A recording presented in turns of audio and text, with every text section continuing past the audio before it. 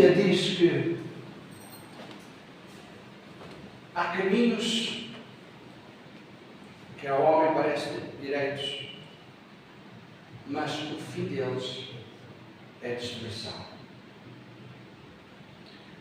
Eu hoje gostaria de vos convidar a abrir a Bíblia no Evangelho de João, capítulo 14.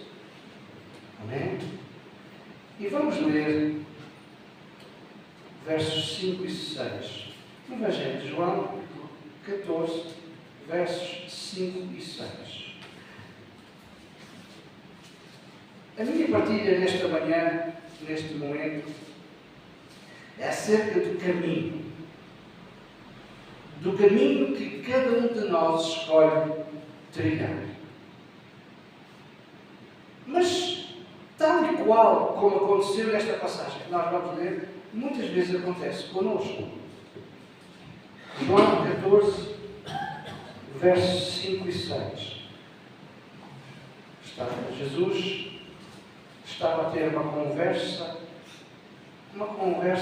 que confrontava os discípulos. E no verso 5 diz que Tomé, Senhor, nós não sabemos para onde vais. Como saber o caminho?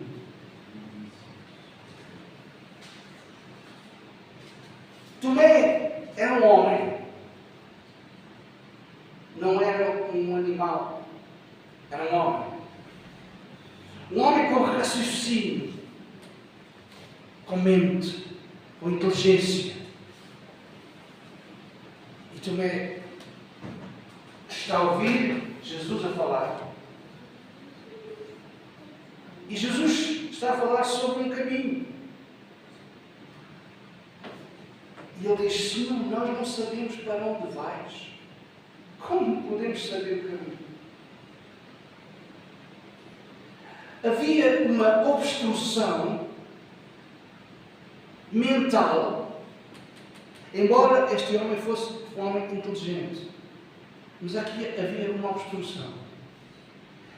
Ele estava a raciocinar, não estava a abrir os olhos da fé.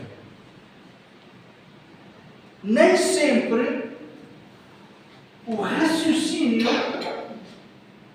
está ao lado da fé.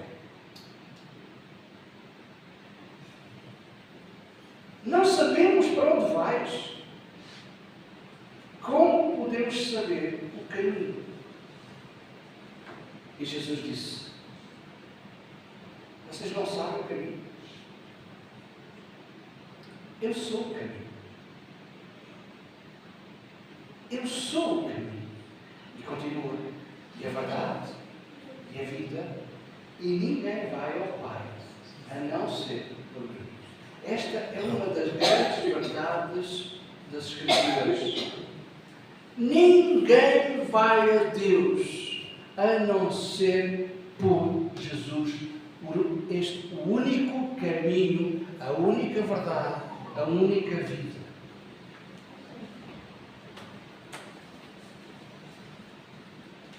Quando nós pensamos em caminho, pensamos numa estrada, não é? Pensamos numa autoestrada, pensamos numa rua, pensamos numa via. Isso é o que nos vem à mente, não é? Caminho para aquela direção. Caminho porque eu quero ir a tal sítio. Caminho para fazer alguma coisa, eu tenho que caminhar. Mas a Bíblia fala em várias formas de interpretar este caminho. A Bíblia fala também em caminho de via, em caminho de estrada, fala em muitas passagens o caminho da estrada, a via, mas o outro significado do caminho que Jesus estava a dizer. Jesus era um homem, não é? Jesus era homem. Então Jesus estava a dizer: eu sou o caminho. Então o significado não é bem aquele, não é? Não é bem uma estrada. O significado quer dizer que comportamentos, atitudes. O caminho para um propósito é um hábito. Há quem diga que, referido a certas pessoas, que o hábito faz o monge, não é? Isto é, aquela pessoa anda tantas vezes com aquela farda que ao fim de algum tempo torna-se um monge. Isto é, se nós caminharmos consecutivamente numa certa direção, num certo propósito, as pessoas vão olhar para nós e vão dizer que nós realmente somos diferentes. Eu já tive essa experiência. Sem falar abertamente. Porque há momentos e há situações em que nós não podemos falar abertamente. E sem falar abertamente, há pessoas que me abordaram e disseram: o que é que tu tens? Qual é o teu propósito da vida? Nós notamos que tu és diferente. As pessoas não sabem definir, mas percebem que há alguma coisa diferente. Porquê? Por causa dos nossos hábitos, por causa das nossas atitudes, por causa das nossas palavras, não é? Por causa dos nossos comportamentos. Deus disse assim uma vez: toda a carne se corrompeu no seu caminho sobre a terra. Isto é, as pessoas desviaram-se do propósito de Deus. As pessoas saíram da rota, como eu costumo dizer. Há pessoas que saem da rota. Há pessoas que frequentaram a igreja do Senhor e saíram da rota. Tomaram outros hábitos. Talvez hábitos mais agradáveis à carne. Atitudes menos desprezíveis pelos outros para se integrarem em alguns grupos, em alguns círculos. Mas a Bíblia diz que a igreja e os profetas do Senhor vêm preparar o caminho do Senhor. E a igreja está, neste momento, a assistir a um grande mover de Deus no mundo inteiro. Estamos, como que podemos dizer, a preparar o caminho para a vida do Senhor. Amém? Amém. Jeremias escreveu o seguinte: os teus olhos estão abertos sobre todos os caminhos dos filhos dos homens, para dar a cada um segundo os seus caminhos e segundo o fruto das suas obras. E se nós lermos no Novo Testamento, nós vamos encontrar que cada um receberá segundo as suas obras. Muitas vezes nós não tomamos atenção a estas coisas, não é? Porque nós, a maior parte das vezes, nós pensamos na vida cristã como uma vida socio-religiosa. Eu vou explicar. Tenho culto ao domingo, vou ao domingo ao culto. Tenho culto ao sábado, vou ao culto ao sábado. Mas nos outros dias eu sou social. Ao fim de semana eu sou religioso.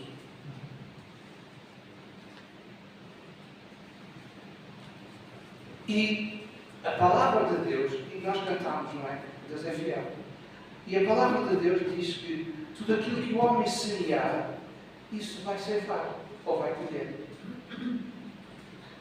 Nós não podemos ser socio-religiosos. Nós temos que assumir a nossa posição como filhos de Deus, como a igreja do Senhor Jesus Cristo que está na terra. Amém.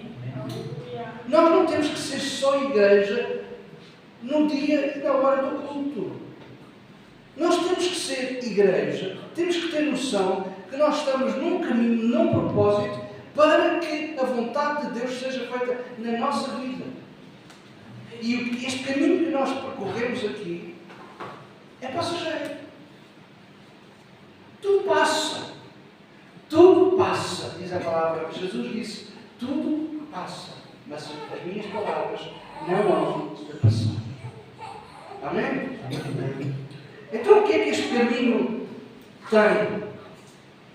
Todos os caminhos, às vezes vamos dizer assim, por graça. Eu estou a falar devagar para que possam entender.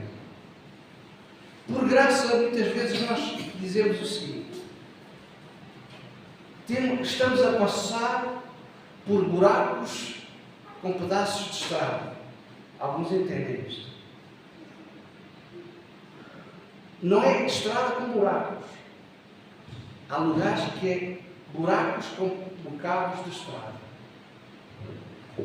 Porquê é que eu estou a dizer isto? Porque todos os caminhos têm obstáculos.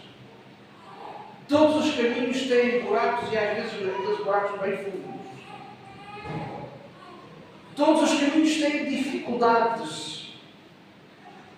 Todos os caminhos têm obstáculos que vão, nesta caminhada, vão refinar a nossa fé.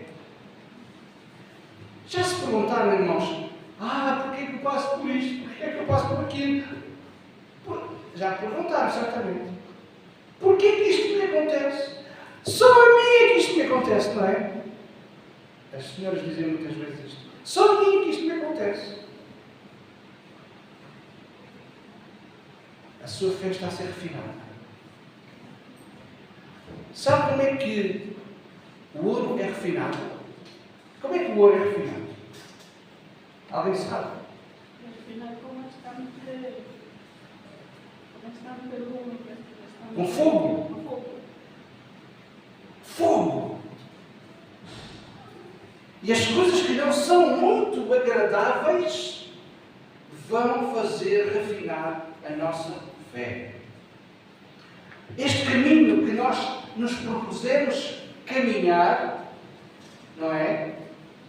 Sendo seguidores de Jesus, tem obstáculos, tem dificuldades. Mas a palavra de Deus diz em Filipenses 1:6: aquele que em vós começou a boa obra, aquele que em vós começou a boa obra, a aperfeiçoará até o dia do Senhor Jesus Cristo. Amém. Meus irmãos, todos os caminhos, todos os trilhos, todas as ruas têm dificuldades, têm obstáculos, têm aborrecimentos, têm chatices, têm coisas não muito boas. É verdade. Mas isso acontece para que a nossa fé fique mais firme. Para que nós possamos olhar em frente e dizer, como o salmista: ainda que eu ande pelo vale da sombra da morte, não temerei mal algum, porque tu estás comigo. A tua vara e o teu cajado me consolam. E ainda assim unges a minha cabeça com óleo, e o meu cálice transborda. Aonde? O salmista não está a falar sobre momentos agradáveis na congregação. Ouçam bem aquilo que eu estou a dizer. Isto é muito importante. O salmista não está a falar sobre os momentos agradáveis na congregação, porque na congregação é fácil. Sim?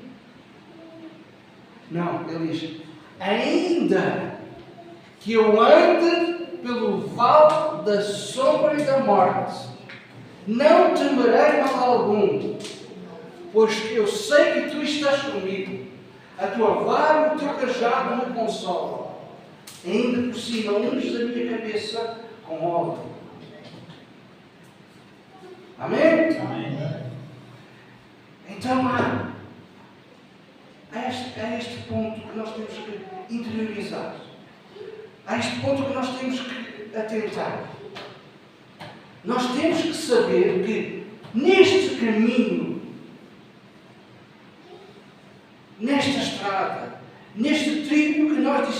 caminhar, obviamente nós vamos encontrar obstáculos, dificuldades, empecilhos.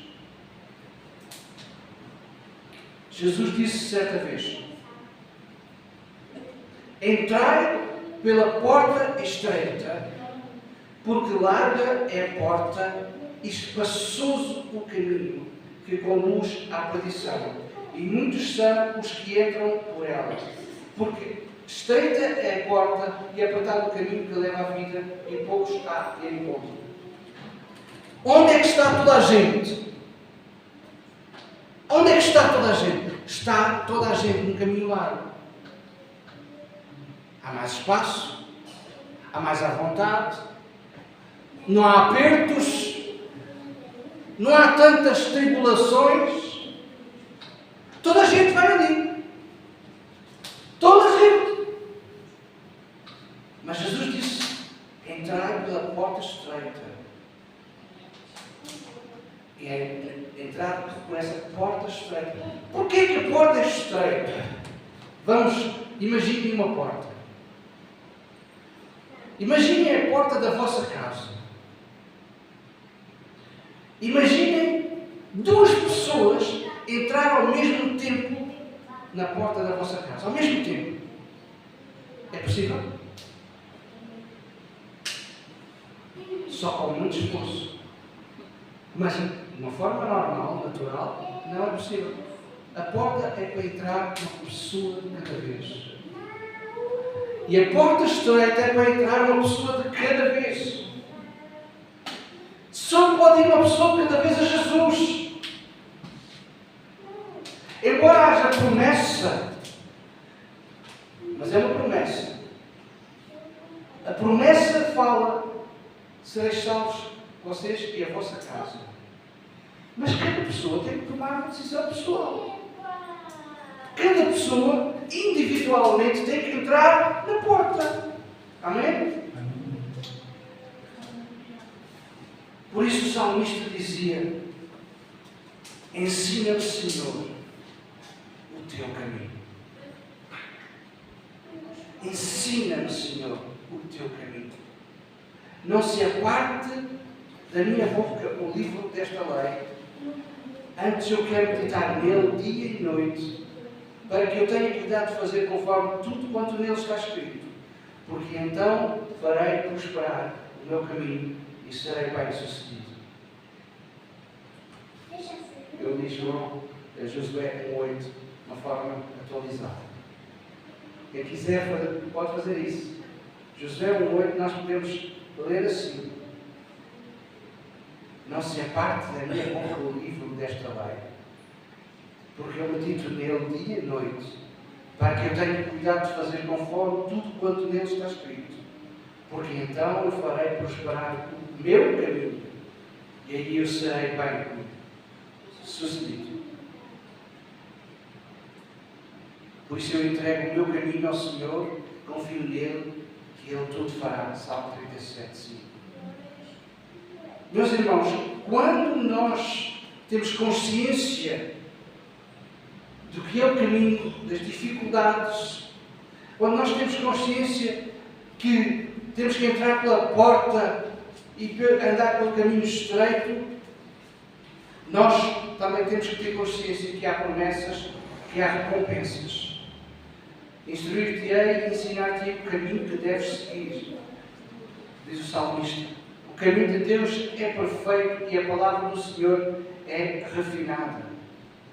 O escritor aos Hebreus, capítulo 10, verso 20, diz: pelo novo e vivo caminho que Ele nos separou, que Ele nos consagrou.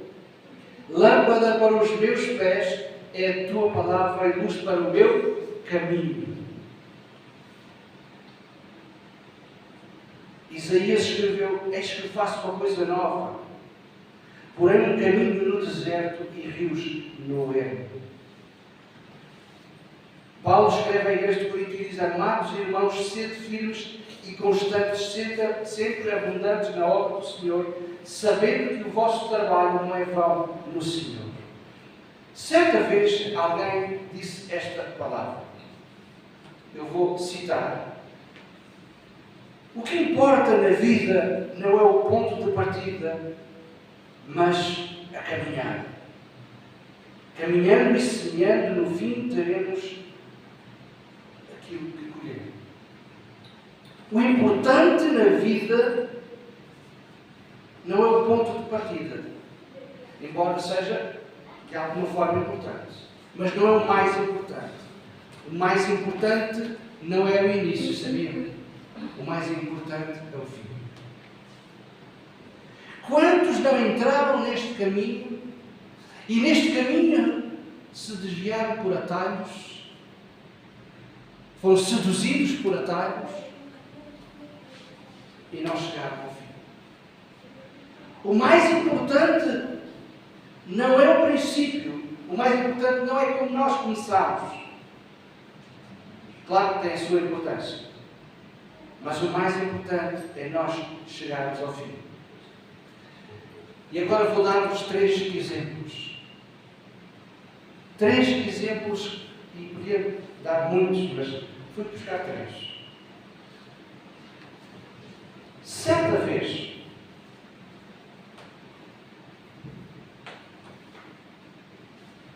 rapazes, talvez com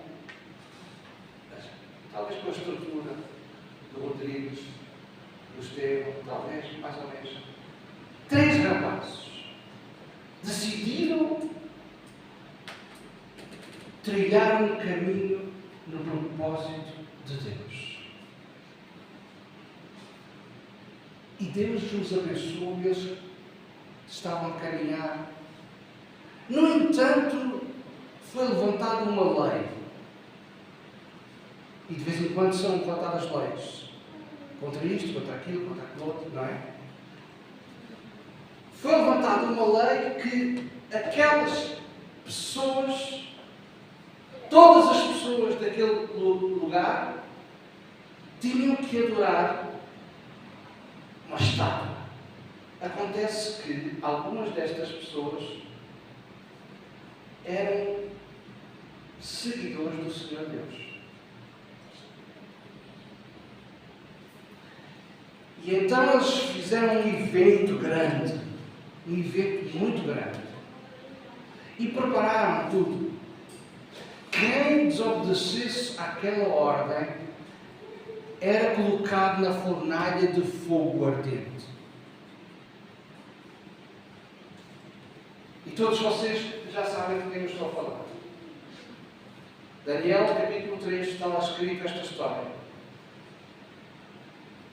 E quando todas as pessoas ouviram o soar das trombetas, a maioria ajoelhou-se perante um Deus estranho. Acontece que estes 3 rapazes, eram 3, ficaram de pé. Mas a lei dizia que se eles não se curvassem, e quem não se curvasse, iria ser colocado na fornalha de fogo ardente. A lei é lei, certo? As leis são para se cumprir. Sejam crentes ou não crentes, as leis são para se cumprir. Amém? É verdade. E estes 3 rapazes foram colocados na fornalha de fogo ardente. E diz a história que eles aqueceram mais a fornalha por causa daquela atitude.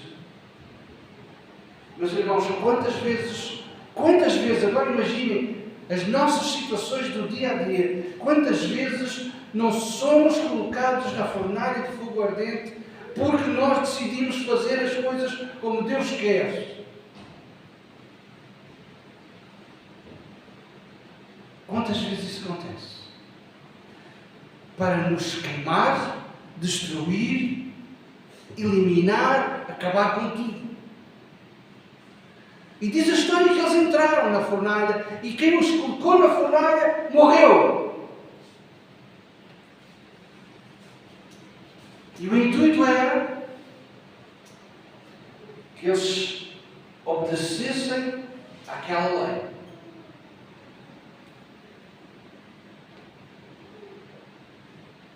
E diz a Escritura, Daniel 3, 15 e 17.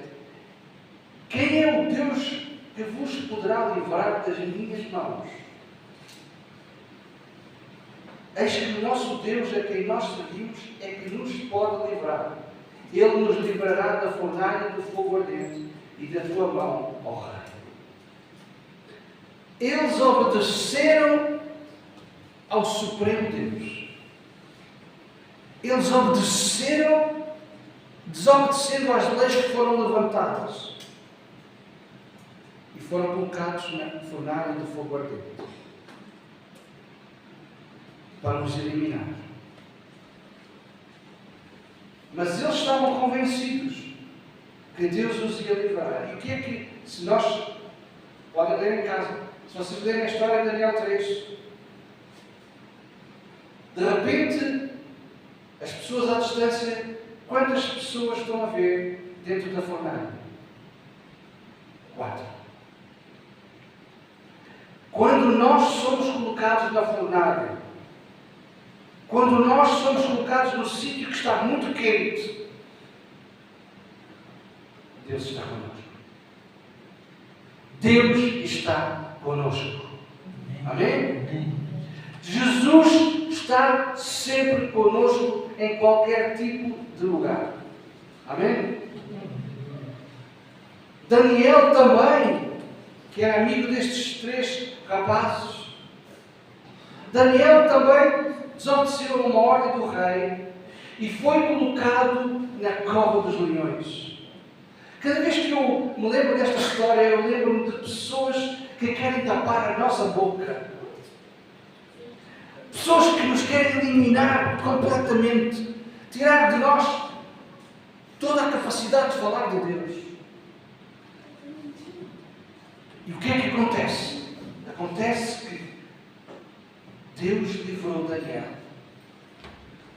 Os leões, diz a história, que os leões estavam esfogueados. Mas Daniel diz que Deus tapou a boca dos leões. E ele foi salvo. Amém? Amém. Glória a Deus. Para terminar, Jesus está em todo lugar, em todo o nosso caminho que nós trilhamos. Meu irmão, minha irmã, quando você está a caminhar numa direção, num propósito, Deus está lá. Conta a Bíblia nos Evangelhos que um dia, num certo caminho, um homem foi assaltado, ficou ferido, ficou magoado, e passaram os líderes da religião e nada fizeram. E um estranho, um desconhecido, chegou-se ao pé dele, porque a maior parte das vezes, quem se chega ao pé das pessoas, quem se chega ao pé de nós, é um estranho, é um desconhecido, para nos levantar, para nos animar, para nos curar. Amém? Jesus era um desconhecido. Veio para o que era seu, mas os seus não o conheceram. Está escrito em João. Jesus veio para aqueles que eram seus, mas os seus não o conheceram. Deus conhece todos os nossos caminhos. Então, meus irmãos, vamos ficar de pé. Vamos orar como o salmista. Amém? Amém. Senhor, Tu me sondas e me conheces. Sabes quando me assento e quando me levanto de longe, penetras os meus pensamentos, esquadrinhas o meu andar e o meu deitar, conheces todos os meus caminhos. Ainda a palavra não me chegou à língua e Tu, Senhor, já a conheces toda. Tu me cercas por trás e por diante e sobre mim pões a mão. Senhor, vê se há em mim algum caminho mau e guia pelo caminho eterno. Amém? É assim que nós devemos ter a humildade suficiente para dizer: Senhor, as coisas não estão bem. Eles querem me eliminar, eles querem me arrasar. Mas eu decidi caminhar nesta direção, neste propósito. Mas se ainda assim há falhas em mim, Senhor, ajuda. É assim que nós devemos fazer. Porque nós somos ainda imperfeitos. nós caminhamos ainda com algumas imperfeições, com alguns traumas. E às vezes, de vez em quando, nós somos assaltados pela dúvida, assaltados pelo desânimo. Eu costumo dizer que quantas vezes nós fomos assaltados pela dúvida, nós temos que duvidar da dúvida. Duvide da dúvida. Porque a dúvida não é de Deus. Amém? Amém. Vamos orar ao Senhor para que o Senhor possa implementar em nós esta noção de caminho, de direção, de trilho, de propósito. Amém?